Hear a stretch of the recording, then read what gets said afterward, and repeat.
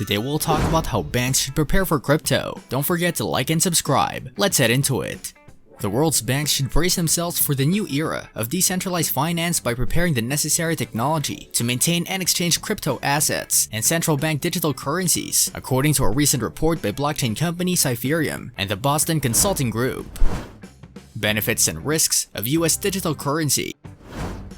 The Federal Reserve plans as early as this week to launch a review of the potential benefits and risks of issuing a US digital currency as central banks around the world experiment with a potential new form of money. Fed officials are divided on the matter, making it unlikely they will decide anytime soon on whether to create a digital dollar. Unlike private cryptocurrencies like Bitcoin, a Fed version would be issued by and backed by the US Central Bank, a government entity, as a US paper dollar bills and coins. Advocates say a Fed digital dollar could make it faster and cheaper to move money around the financial system, bring into it people who lack bank accounts, and provide an efficient way for the government to distribute financial aid. Another motivating consideration, keeping up with the other major jurisdictions considering a digital currency for domestic and international payments. However, Fed Chairman Jerome Powell has indicated he sees reason for caution. He said last month, "It's more important to get the digital dollar right than to be first to market," in part because of the dollar's critical global role. He and other Fed officials have said the Fed's research is early and exploratory. He said at a September 22 press conference that they would only consider issuing a so-called central bank digital currency, or CBDC, if they believe there were clear and tangible benefits that outweigh any costs and risks. Mr. Powell has pointed to other challenges, noting many Americans actively use and prefer cash. He also said there are privacy issues that would need to be addressed, since the Fed CBDC system would in theory allow the central bank to see what every user did with a currency. It's our obligation to do the work both on technology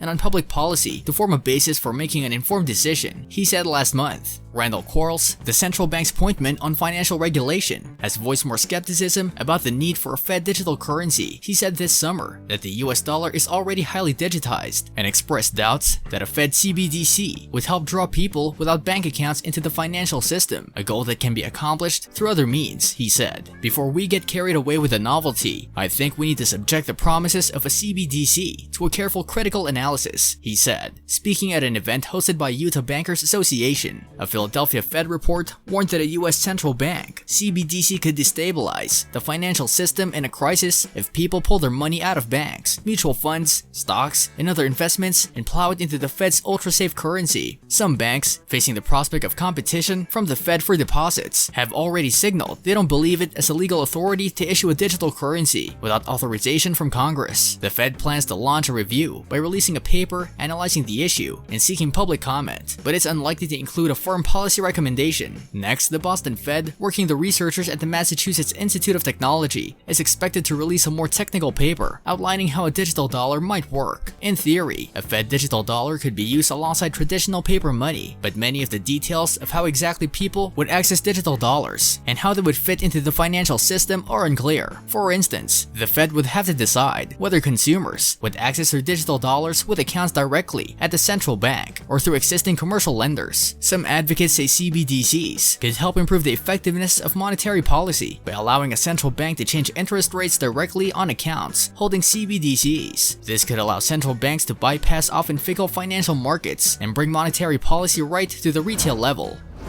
How other countries do it. The Fed paper comes as central banks around the world contend with the rise of numerous private electronic alternatives to traditional money and creating their own versions. Private offerings of digital currencies have been extremely volatile and in many cases have been associated with criminal activities and have so far failed to be adopted widely for daily transactions, such as for buying groceries or movie tickets. China created its own government-issued digital currency earlier this year and recently prohibited transactions using cryptocurrencies issued by non-monetary authorities, naming Bitcoin, Ether, and Tether as examples. El Salvador, meanwhile, became the first country in the world to adopt Bitcoin as a national currency alongside the US dollar.